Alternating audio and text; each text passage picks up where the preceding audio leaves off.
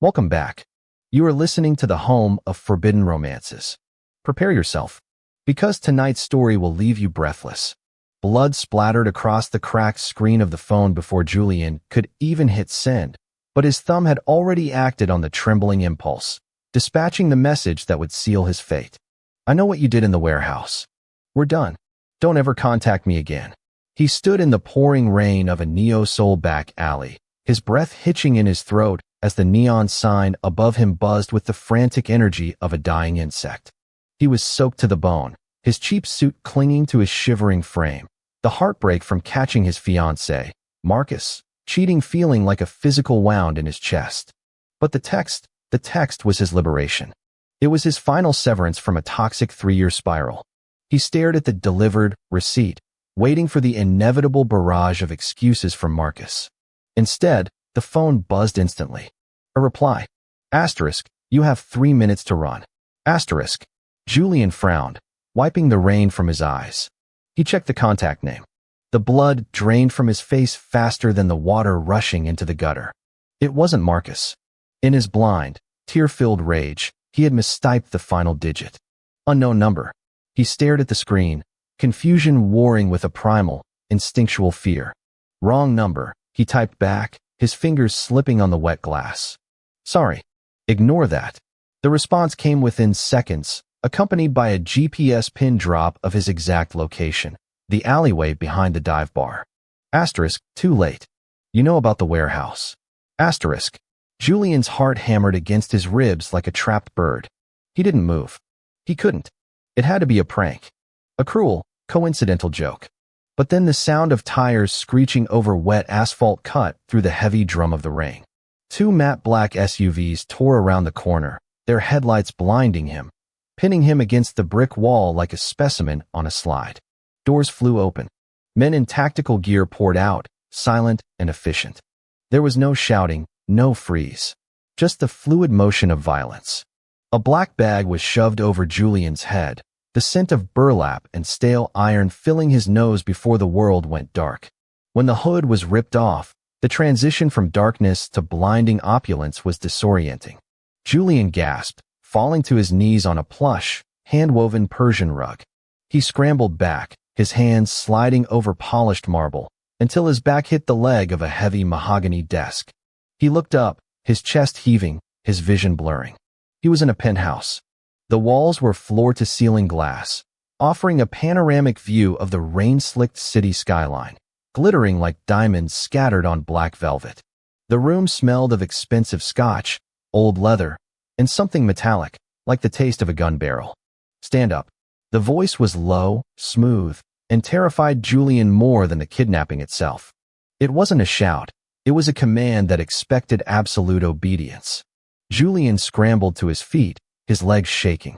Behind the massive desk sat a man who looked like he had been carved from marble and nightmares. He was devastatingly handsome, with hair the color of midnight ink falling over sharp, aristocratic eyes. He wore a charcoal 3-piece suit that cost more than Julian's entire life, but his sleeves were rolled up, revealing forearms corded with muscle and intricate, predatory tattoos of vipers winding around daggers. This was Cassian Drax, the Viper of Viridia, the head of the Obsidian Syndicate. Julian knew the face. Everyone did. He appeared in the tabloids as a philanthropist, and in the police reports as a ghost. Cassian swirled a glass of amber liquid, his eyes, cold, gray, and utterly devoid of mercy, fixed on Julian. He placed a phone on the desk. Julian's phone. You have quite a big mouth for a civilian, Cassian said, his voice a silky purr that concealed a serrated edge. Tell me, who do you work for? The Triads? The DEA? I don't. Julian stammered, his teeth chattering. I'm an art restorer. I work at the City Museum. Please, this is a mistake. A mistake, Cassian repeated, tasting the word. He stood up, and the room seemed to shrink. He was tall, imposing, moving with the lethality of a panther stalking a wounded gazelle. He rounded the desk and stopped inches from Julian. He reached out, his fingers gripping Julian's chin, forcing his head up. Cassian's grip was iron-strong, his skin cool. You texted my private, encrypted line. A number only 5 people in the world possess. And you mentioned the warehouse. Julian swallowed hard. I meant to text my ex. Marcus. He was cheating on me. At a warehouse party on 5th Street. Cashin's eyes narrowed slightly. He studied Julian's face, searching for a micro-expression of deceit.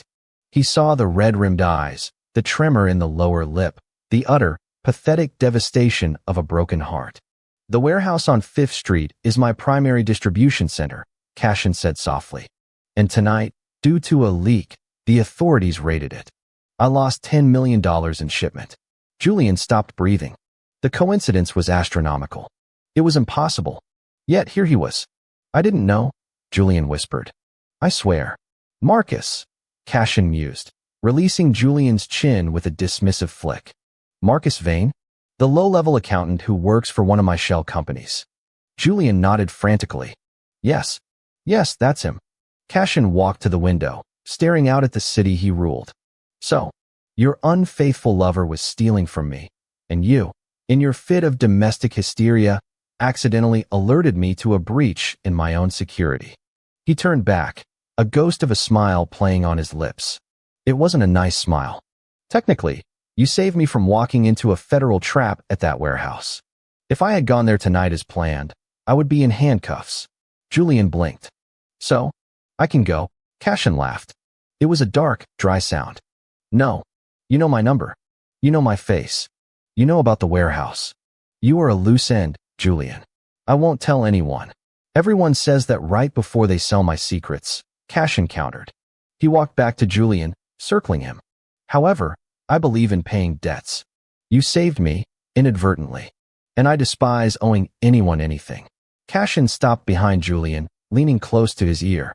Julian could feel the heat radiating from the mafia boss, smelling the intoxicating mix of sandalwood and danger. You said you are an art restorer? Yes. Good. My previous curator met an unfortunate end. Cashin walked back to his desk and pressed a button on the intercom. Prepare the guest suite. And bring me the file on Marcus Vane. Wait, Julian panicked. You're keeping me here? Until I decide you are trustworthy, Cashin said, sitting back down and picking up a pen. Or until you become boring. Whichever comes first. If you try to leave, my guards will shoot you. If you try to contact the police, I will kill everyone you have ever loved. Do we have an understanding? Julian looked at the man, the monster, in front of him. He had no choice. He was a rabbit in a wolf's den. Yes, Julian whispered. Excellent. Cashin didn't look up. Welcome to the family, Julian. 3 weeks. Julian had been a prisoner in the penthouse for 3 weeks. It wasn't a dungeon. It was a gilded cage. He had a bedroom larger than his old apartment, food prepared by a Michelin star chef, and free reign of the library and the gallery. But the elevators were coated, the windows were bulletproof, and shadows with earpieces watched his every move. His job was to restore a massive, damaged Renaissance oil painting in Cashin's private study. The Fall of the Rebel Angels, a fitting subject. Julian worked in silence mostly, the smell of turpentine and varnish becoming his sanctuary. But the study was also where Cashin worked. Julian began to observe the monster in his natural habitat. He saw Cashin conducting business deals that decided the fate of the city's underworld. He saw the ruthlessness, the violence in his voice when he ordered a hit. But he also saw the exhaustion. Cashin rarely slept. He paced. He drank. He stared at the fire. One rainy Tuesday, Julian was on a ladder, carefully removing a layer of grime from an angel's wing, when he felt eyes on him. He paused, turning to see Cashin watching him over the rim of a coffee cup. You have steady hands, Cashin noted. I have to, Julian replied, not descending. One slip and I ruin history. History is written by the victors, Cashin muttered, standing up. He looked tired. More tired than usual. There were dark circles under his eyes that the dim lighting couldn't hide. Why didn't you run? What? The first night. In the alley. Before my men got out. You had 10 seconds. You froze. Julian dipped his brush. I was heartbroken. I think. Part of me didn't care what happened. Cashin walked to the foot of the ladder. And now? Do you still love him? Marcus. Julian scoffed, the bitterness sharp on his tongue. No. I hate him. Not just for the cheating. But because he made me feel small. Like I was just a background character in his life. You are not a background character. Cashin said quietly. The admission seemed to surprise them both. Julian looked down. Cashin was looking up, his expression unreadable, his guard momentarily lowered. For a second, he wasn't the Viper. He was just a man looking at something beautiful. Cashin, Julian started, testing the name on his tongue. It felt dangerous. Intimate. Why do you keep me here? Really? The painting is almost done. Because, Cashin said, his voice dropping an octave, I find your presence stabilizing. Before Julian could unpack that, the elevator dinged. The doors slid open, and 2 guards dragged a man in. He was bruised, bloody, and weeping. It was Marcus. Julian gasped, nearly dropping his palette. He scrambled down the ladder as the guards threw Marcus onto the Persian rug, the same spot where Julian had knelt 3 weeks ago. Marcus looked up, his eyes swollen. When he saw Julian, shock registered through the pain. Jules? You're with him. Cashin stepped forward, the lethargy vanishing instantly, replaced by the terrifying aura of the dawn. Marcus Vane, you stole $5 million from the shipping accounts. And you were foolish enough to do it while cheating on the only person who actually gave a damn about your pathetic existence. Marcus scrambled toward Julian, grabbing the hem of his pants. Jules, please. Tell him I'm good. Help me. Julian stared down at the man he had thought he would marry. He looked so small, so weak. Cashin pulled a gun from his holster. A matte black suppressor. He held it out, handle first, toward Julian. He is your burden, Cashin said coldly. He betrayed you. He betrayed me. You decide his fate. Julian stared at the gun, then at Marcus, who was sobbing, snot running down his face. Jules, baby, please. Julian looked at Cashin. The mafia boss was watching him with intense curiosity. This was a test of Julian's nature. Julian reached out. His fingers brushed Cashin's hand. Electric sparks danced up his arm, and he took the gun. It was heavy, cold. He aimed it at Marcus. Marcus screamed, curling into a ball. Julian's hand didn't shake. He thought about the years of manipulation, the lies, the text. He shifted his aim 3 inches to the right and pulled the trigger. Phut! The bullet shattered a Ming vase next to Marcus's head. Marcus shrieked and fainted. Julian turned and handed the gun back to Cashin. I'm not a murderer, and he isn't worth the stain on my soul. He looked Cashin in the eye, finding a newfound strength. Throw him out. Let him live in fear that you'll come for him. That's a worse punishment. Cashin stared at Julian for a long, silent moment. Then, a genuine smile, small, terrifyingly attractive, curved his lips. Get him out of my sight, Cashin ordered the guards. As they dragged the unconscious Marcus away, Cashin holstered the weapon. He stepped closer to Julian, invading his personal space. Mercy, Cashin murmured, reaching out to tuck a stray lock of hair behind Julian's ear. His fingers lingered on Julian's cheek. A dangerous trait in my world. But on you, it is exquisite. The air between them crackled. The tension that had been building for weeks, the stolen glances, the shared silence, snapped into focus. Julian didn't pull away. He leaned into the touch, starved for a connection that felt real, even if it was forged in darkness. I'm not afraid of you anymore, Julian whispered. You should be, Cashin replied, his thumb tracing Julian's lower lip. Because I have no intention of letting you go now. The peace didn't last. In the world of the Bratva and the syndicates, peace is just the reloading time. 2 days later, the alarms blared. It wasn't a stealth raid. It was an assault. The rival gang, the Red Scorpions, had breached the building.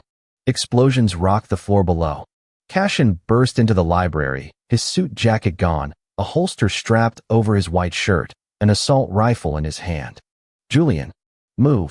He grabbed Julian's wrist, dragging him toward the panic room concealed behind a bookshelf.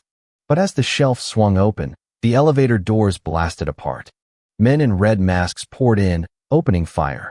Cashin shoved Julian behind the heavy oak desk, returning fire with terrifying precision.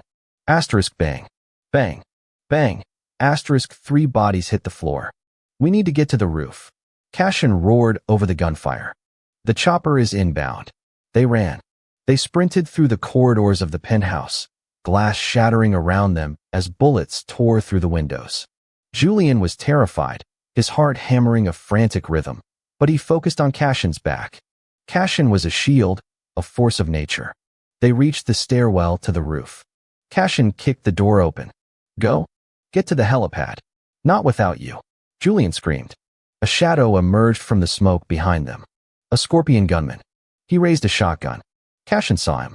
He didn't have time to aim. He threw himself in front of Julian just as the gun went off. Boom. Cashin jerked violently, a spray of crimson hitting the white wall.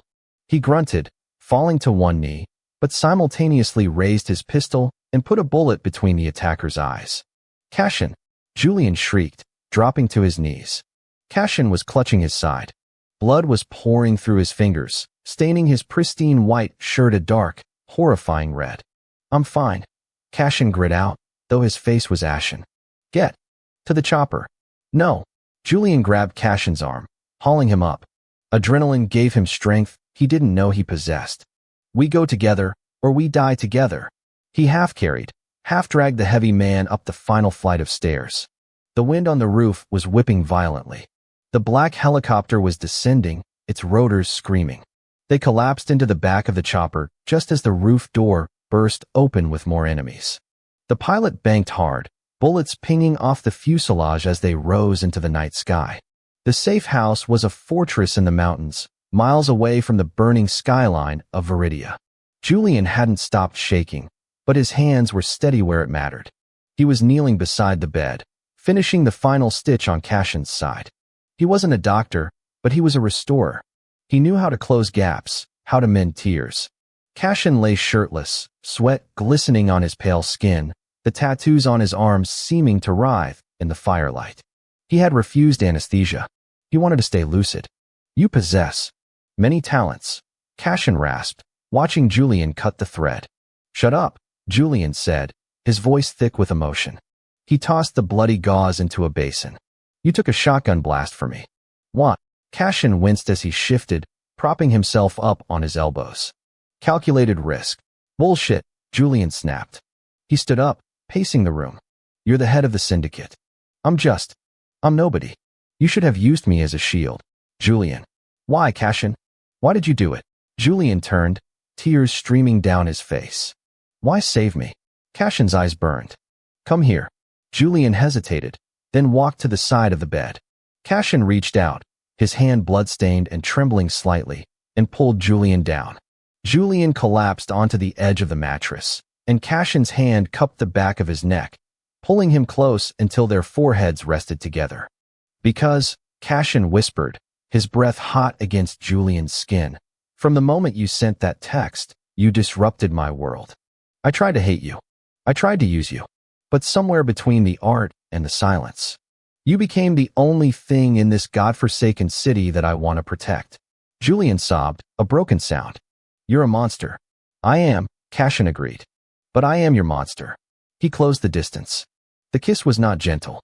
It tasted of copper, whiskey, and desperation. It was acclaiming. Julian kissed him back with equal fervor, his hands tangling in Cashin's hair, anchoring himself to the storm. 6 months later, the gala was the event of the season. The elite of Viridia were gathered in the grand hall of the newly rebuilt Drax Tower. Julian stood on the balcony, the night air cool against his skin. He wore a suit of midnight blue velvet, tailored to perfection. He looked different now. The hesitation in his posture was gone, replaced by a sleek, dangerous confidence. You're brooding, a voice murmured. Cashin stepped out of the shadows. He looked as lethal as ever, though there was a warmth in his eyes when he looked at Julian that no one else ever saw. Just thinking, Julian said, turning to lean against the railing. About the text. Cashin chuckled, stepping up behind Julian, wrapping his arms around his waist. He rested his chin on Julian's shoulder. The best mistake of your life. I don't know, Julian teased. I'm still waiting for you to pay me for that painting restoration. I think I've paid you in excitement. Cashin quipped, nipping lightly at Julian's ear. Sir. A bodyguard stepped onto the balcony. We have a situation. The remnants of the Scorpion gang. They're in the lobby. Cashin sighed, the warmth vanishing, replaced by the icy demeanor of the boss. He straightened his jacket. It seems our date night is interrupted. He looked at Julian. Stay here. Julian turned, adjusting Cashin's tie. He reached into his own jacket and pulled out a small, sleek pistol, a gift from Cashin for their 3-month anniversary. He checked the safety with a practiced click. Not a chance, Julian smiled. A sharp, predatory thing. You're not having all the fun. Besides, they interrupted my champagne. Cashin grinned, a look of pure, unadulterated pride. He offered his arm. Shall we, my love? We shall. They walked back into the light, side by side. The architect and the Viper. And as the elevator doors closed, shutting them in together against the world, Julian knew one thing for certain. He had sent a breakup text to a stranger, hoping to end a story. Instead, he had written a new one. One written in blood, ink, and obsession. And he wouldn't change a single letter. And that is how the civilian tamed the beast, not with chains, but with a text message that changed destiny. If you enjoyed seeing Julian embrace his dark side, destroy that like button. And tell me in the comments, would you forgive a lover who kidnapped you if he burned the world down for you? I'll be reading your answers. Subscribe for the next chapter. Until then, prompt image. Prompt. Masterpiece, best quality, high-res, 1.2. Korean manhwa style, semi-realistic, digital art, 2 men, BL, Yaoi, man 1. Cashin, tall, muscular, sharp jawline, predatory gray eyes, slicked back black hair, tattoos of vipers on neck and hands, wearing torn white dress shirts soaked in blood, holding a pistol, protective stance. Man 2. Julian, slim but defined, brown hair, wearing ruined velvet suit, holding a gun with shaking but determined hands, standing back to back with man 1. Background is a burning rooftop helipad at night, rain falling, smoke, city lights and bokeh, dramatic rim lighting, embers floating, cinematic composition, intense emotional connection, sharp focus.